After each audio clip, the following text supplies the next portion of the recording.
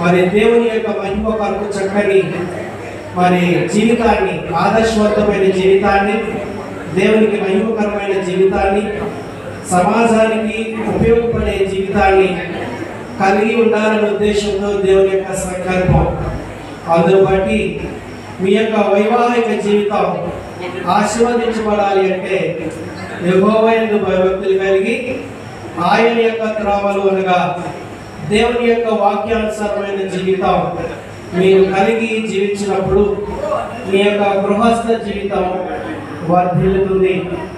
దేవుని యొక్క పరిశుద్ధ గ్రంథంలో మరి దేవుని యొక్క ఆశీర్వాదాలు పొందుకున్న సందర్భాలను మనం చూసినట్లయితే మరి హనోకు మరి దేవునితో సుమారుగా 300 ఏండ్లు ఆయనతో నడుస్తూ తన కుటుంబంలో మరి సంతానాన్ని కలిగి జీవించిన వాడుగా కనబడతాడు.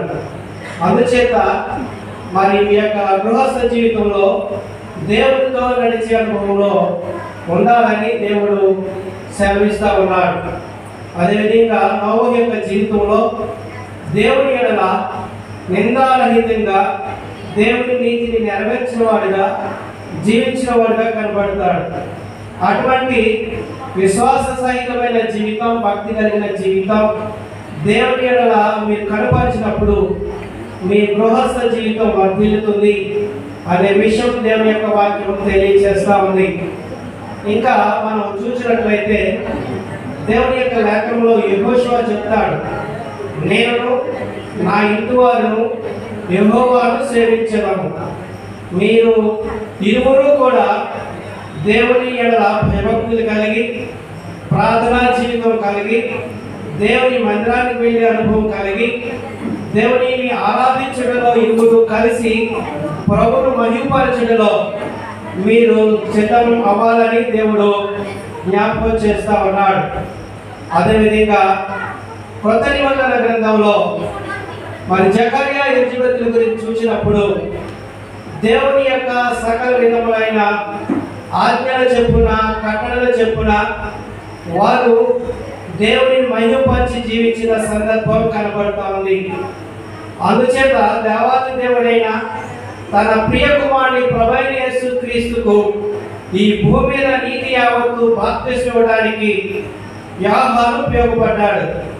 దేవుని యొక్క సంకల్పంలో, ఆశీర్వాదంలో, దేవుని యొక్క నిర్ణయంలో మీ కుటుంబం కూడా దేవుని చేత నిర్ణయించబడాలి అంటే మీరు దేవుని కలిగి జీవించినప్పుడు దేవుని మిమ్మల్ని ఎన్నుకుంటాడు, ఆశీర్వదిస్తాడు, దీవిస్తాడు.